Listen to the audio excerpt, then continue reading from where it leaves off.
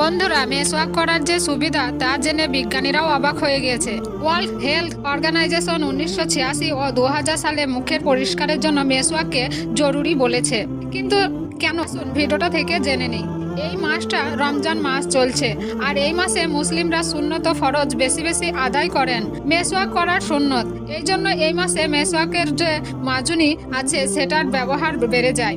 মেসওয়াক আমাদের নবীজিও করেছিলেন। এক রিসার্চে বলা হয়েছে মেসওয়াকে ক্যালসিয়াম আর ফসফরাসের সাথে সাথে 19টি এমন উপাদান পাওয়া যায় যা মুখের দাঁতের ও মাড়ির জন্য উপকারী।